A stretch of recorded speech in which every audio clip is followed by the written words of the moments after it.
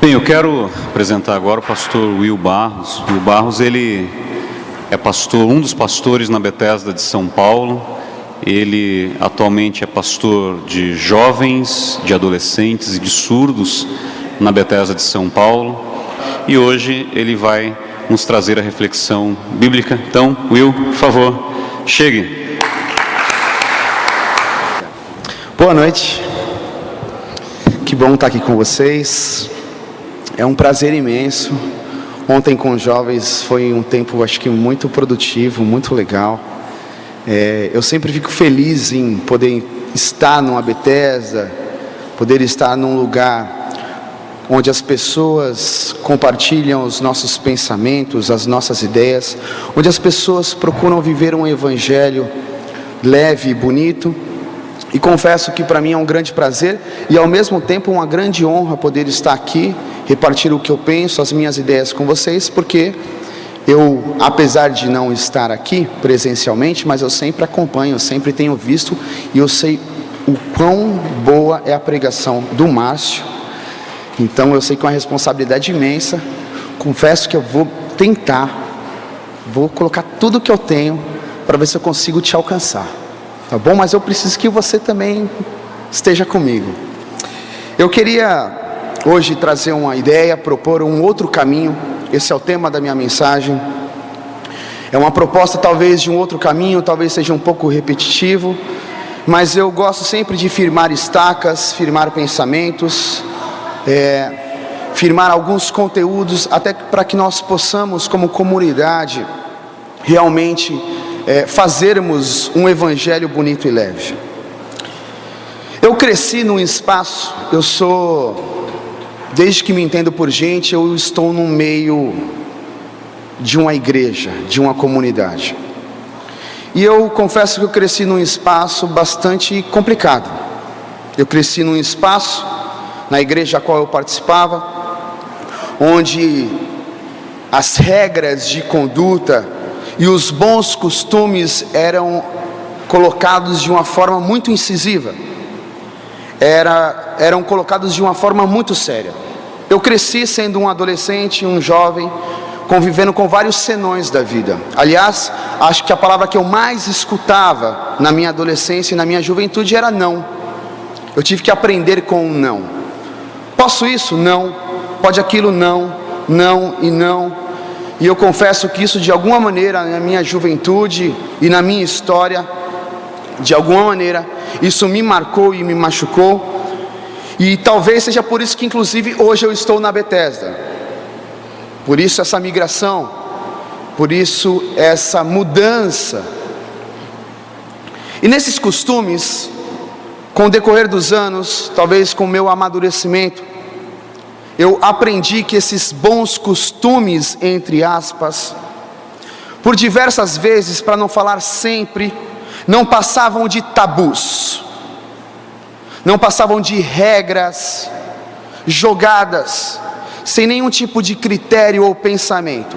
Simplesmente talvez um caminho mais fácil para colocar um cala-boca num garoto ou numa garota, para cercear a vida, para não nos autorizar a experimentar outras coisas e viver plenamente. E de verdade, isso sempre foi algo incômodo para mim. E eu, por algumas vezes, que eu me recorde aqui, 3 vezes, eu fui colocado de disciplina. Você sabe o que é disciplina? Não sabe? Vou explicar. Rapidamente vou tentar explicar. Disciplina é quando você sai um pouquinho da regra. Você sai um pouquinho do que foi formatado para você.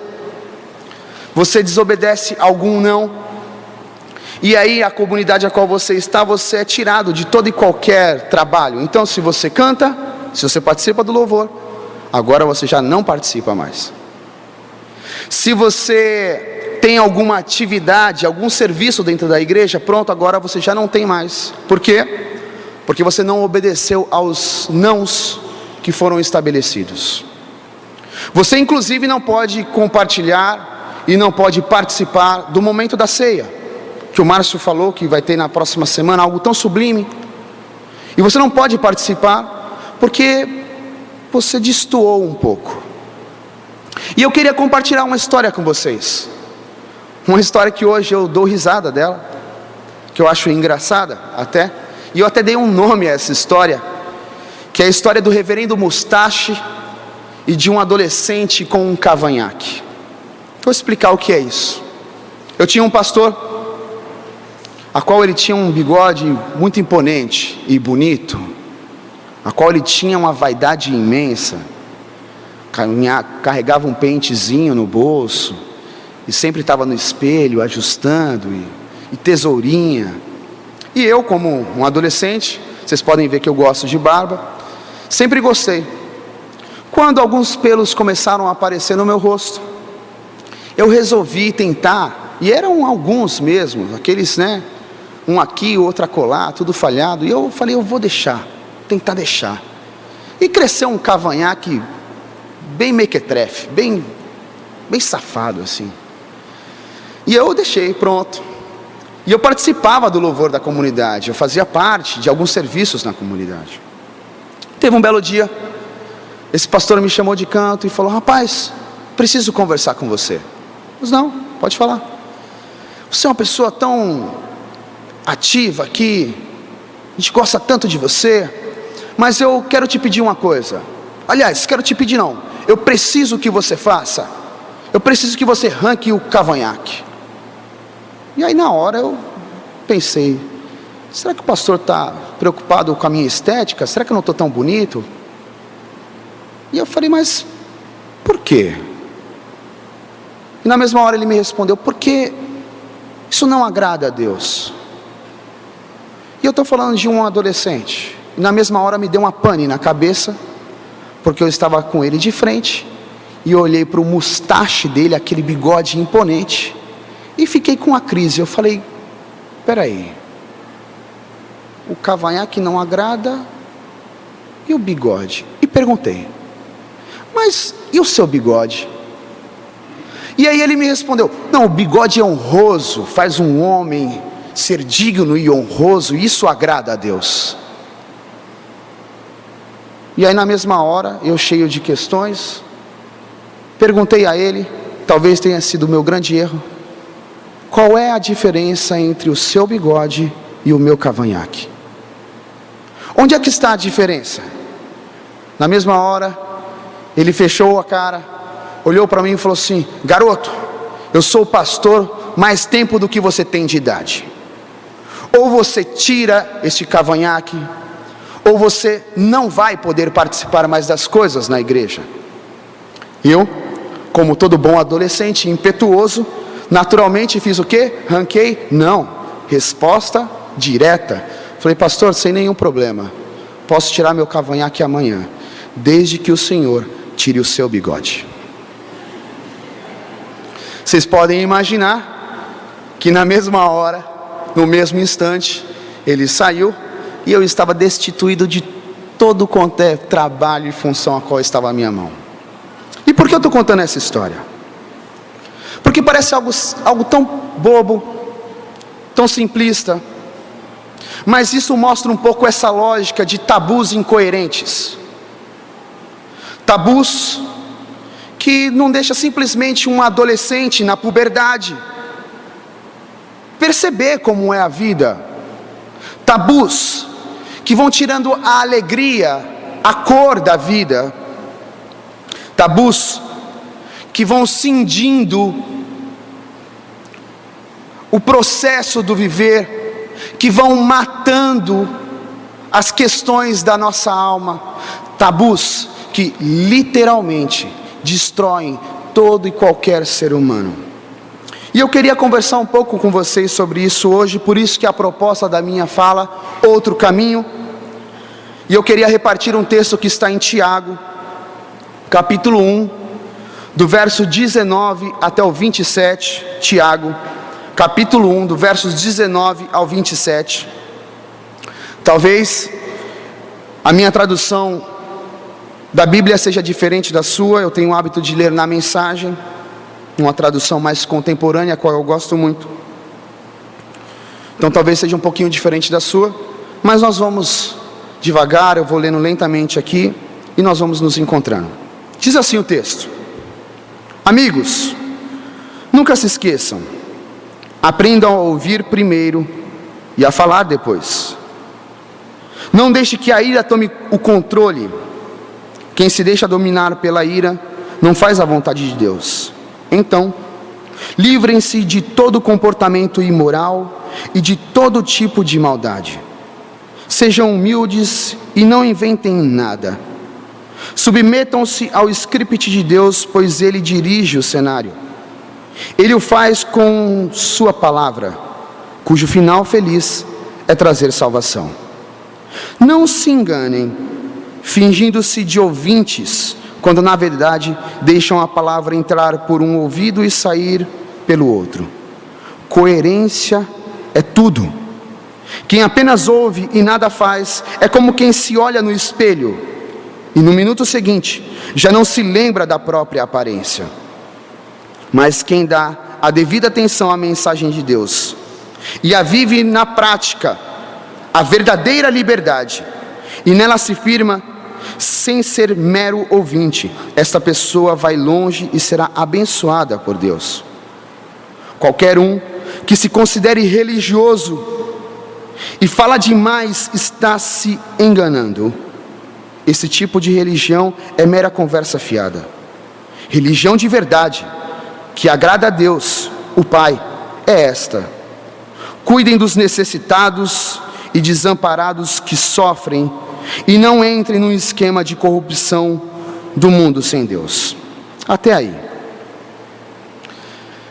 Primeira ideia que eu gostaria de repartir com vocês é: você não precisa inventar nada. Você não precisa inventar a roda. Basta apenas você seguir o script de Deus. E talvez você está se questionando: mas Will, o que você quer dizer com isso? E eu vou tentar explicar. Infelizmente nós somos uma sociedade que enaltece a fala. A fala tem um lugar na nossa sociedade muito importante. Nós precisamos admitir que nós não sabemos escutar. Não sabemos. Todos nós não sabemos. Porque, veja bem, não sei se você já passou por isso. Se você casou, você já passou.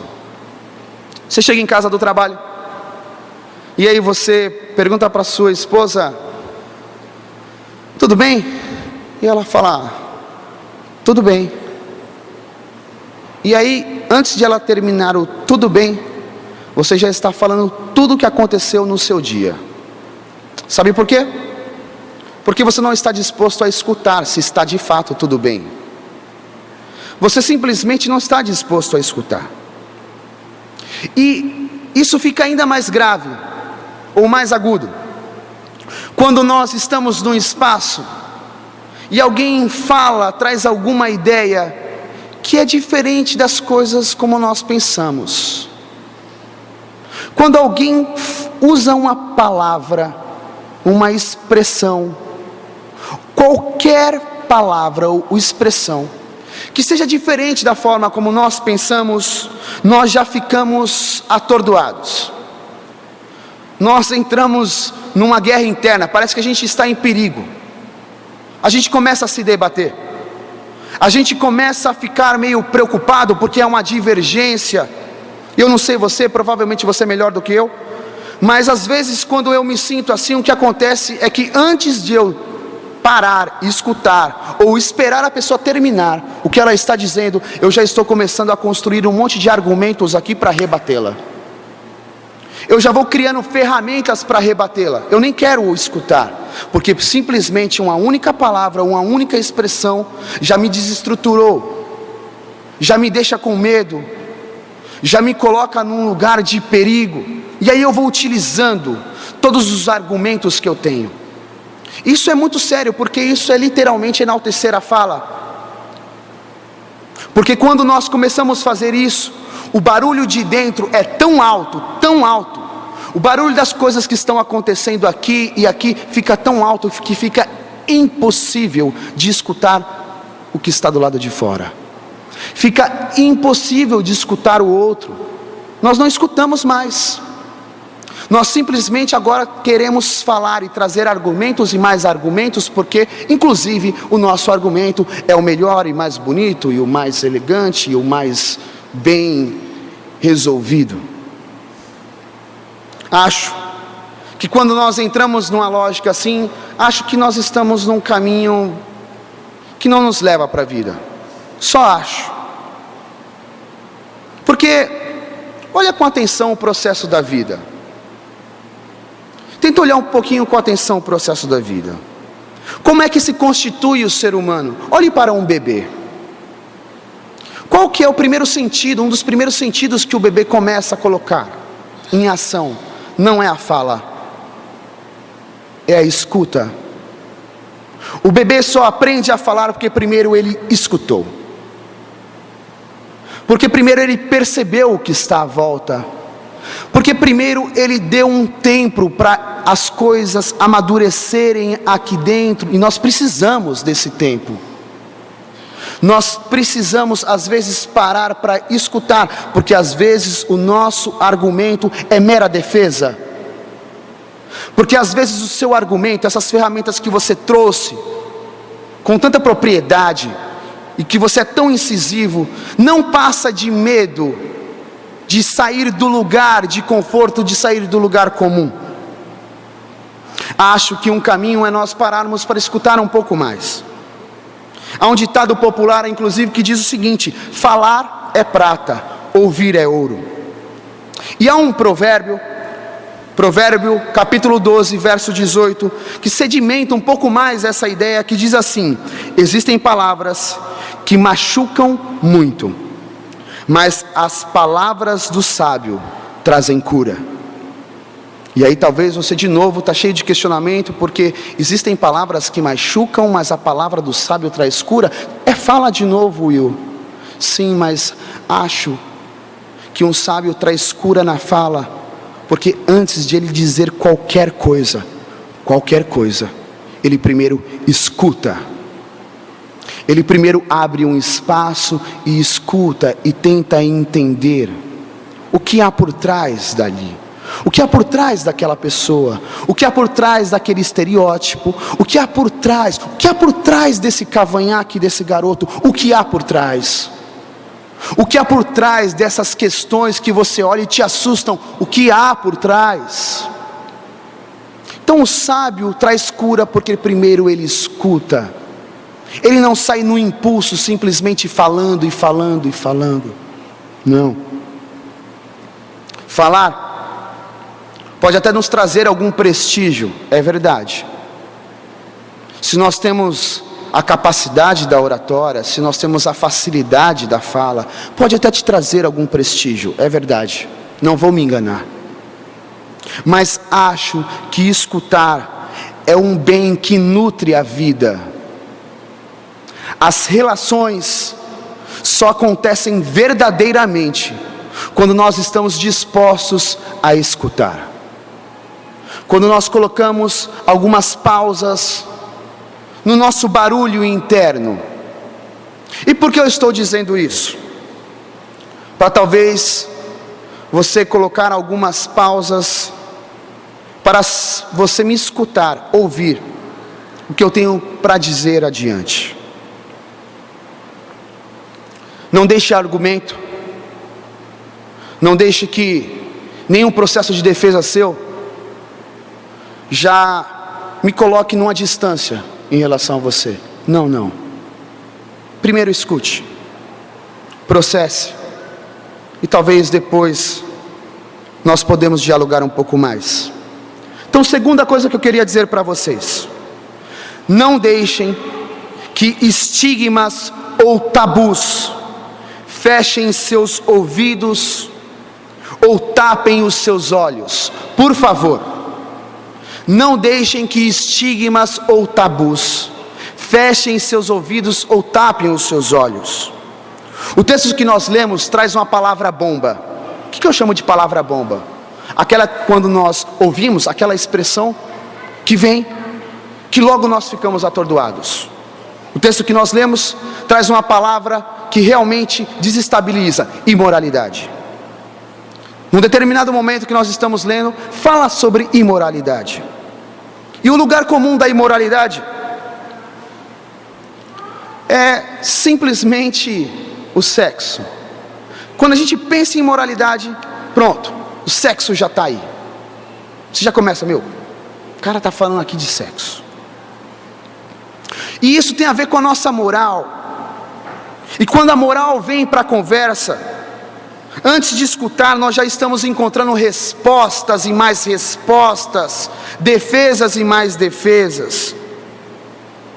Porque nós já começamos a pensar que isso tem a ver com transa, fetiche. Isso tem a ver com as coisas perversas. O que é perverso, o que é diferente. O que é diferente do que eu penso, de como eu estruturo minha vida. E você já começa a se armar. Os tabus são tão fortes em nosso meio social e principalmente em nosso meio religioso,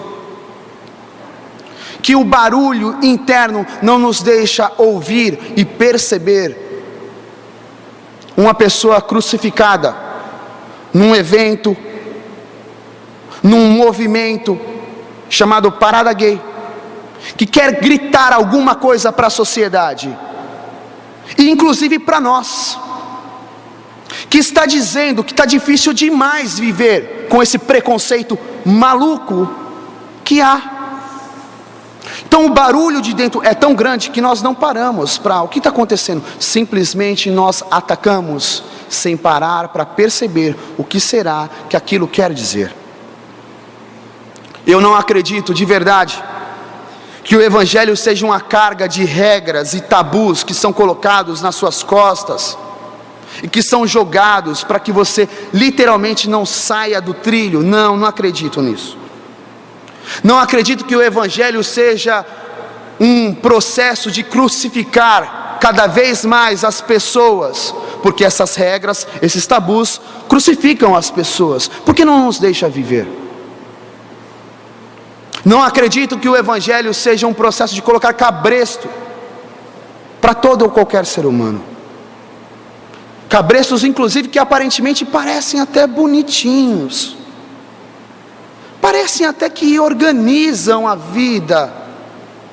Na fotografia fica tão bonita a família, na fotografia fica tão legal, mas no dia a dia, na vida, na intimidade, aquilo mata. Porque nós não podemos lidar com a diversidade, porque nós temos que ser todos daquele jeito, robôs. E de verdade, acho que isso não é vida. Jesus, em Mateus 11:28, disse: vocês estão cansados, enfastiados de religião simples, venham a mim, andem comigo e irão recuperar a vida. Não sou eu que estou dizendo, Jesus disse: vocês estão cansados, enfastiados dessa religião que literalmente joga tabus e regras nas costas. Então, deixa ela para lá, venham a mim, porque vindo até mim, a vida começa a acontecer, porque o Evangelho não tem a ver com esse processo doido que nos encarcera. Imoral não é o sexo. Não. Imoral não é uma garota querendo se expressar. Não. Imoral não é alguém que é diferente de você. Não. Isso não é imoral. Sabe o que de fato eu acho que é imoral? Imoral é a cabeça que demoniza pessoas. Imoral é a cabeça que consegue acabar com uma das coisas mais belas na vida e mais gostosas, porque o sexo é bom. Imoral é isso. Imoral é alguém que consegue literalmente acabar com uma das expressões mais lindas que há na vida, que é o amor.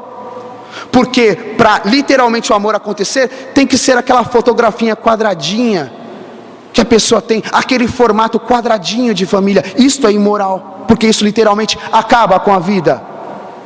Isso literalmente acaba com a história da humanidade. Imoral é você não parar para escutar e perceber que ali também há um ser humano, que ali tem gente que sente, tem dor, que chora e que precisa de refúgio e abraço. Imoral é você não parar para perceber as angústias que há na vida, que as pessoas sentem, simplesmente porque você quer que todos sejam como você.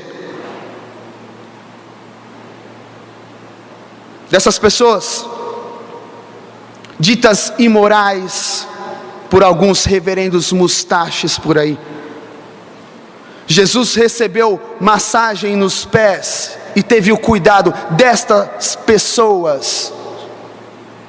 Jesus deixou ser perfumado por essas pessoas, porque o que ele queria era literalmente criar um vínculo afetivo e verdadeiro e construir a vida. E para isso ele parava para escutar e perceber o que existia ali naquela pessoa, uma relação verdadeira e bonita. A mensagem de Cristo, a mensagem do Evangelho não é tabu. É um cuidado que gera salvação. É um cuidado que nos traz salvação e possibilita salvação para a humanidade. Então, seja menos moral e seja um pouco mais coerente com a vida. O texto que nós lemos diz: coerência é tudo.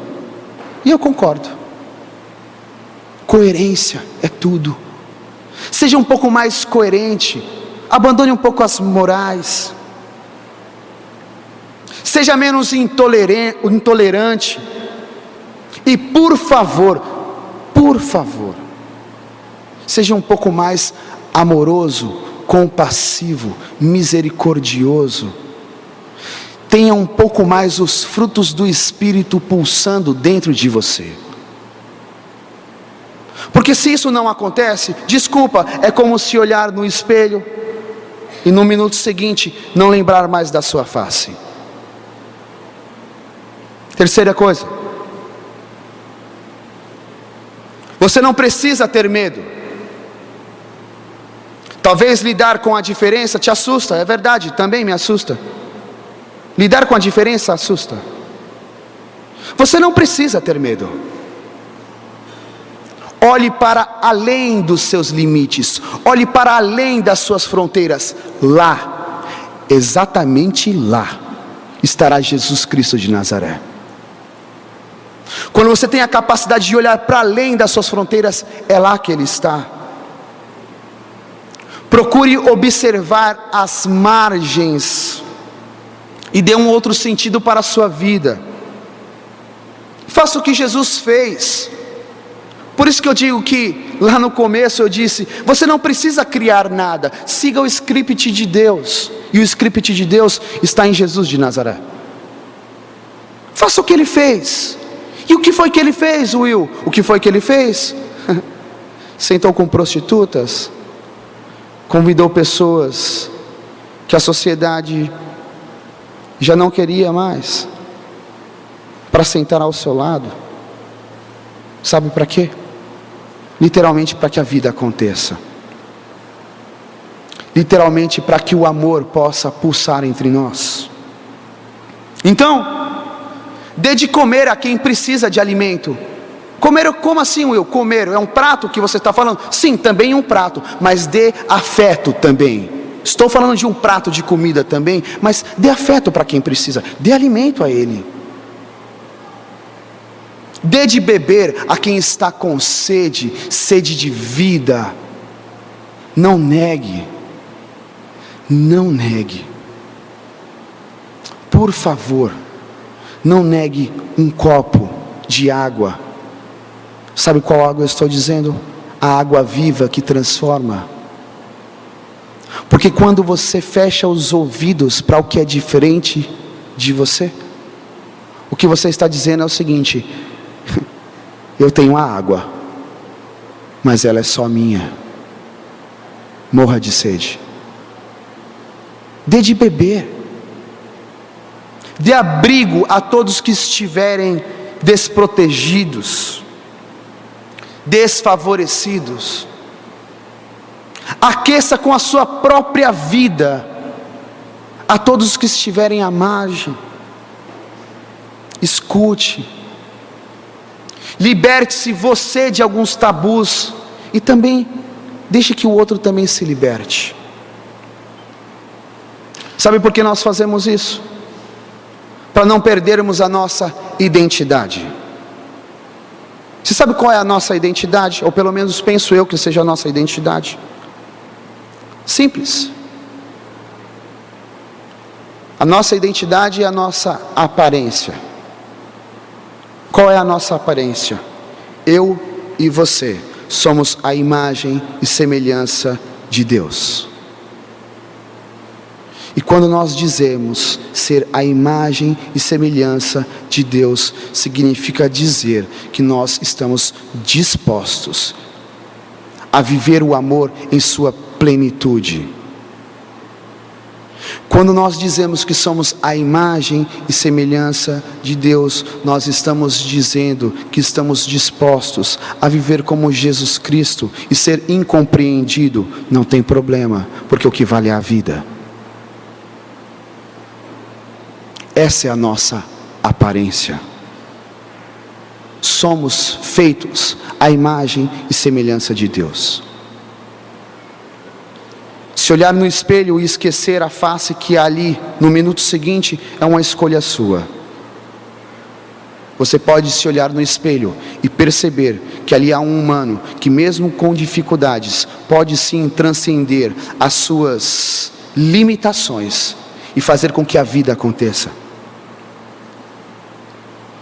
Seja como Jesus, que convida, por exemplo, homens de reputação duvidosa para descerem de uma árvore e baterem um papo, e isso muda a história.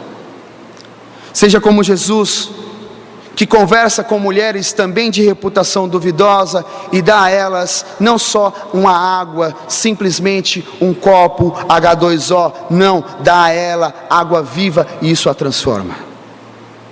Seja como Jesus, que escuta a uma mulher adúltera e dá a ela a possibilidade de continuar a vida.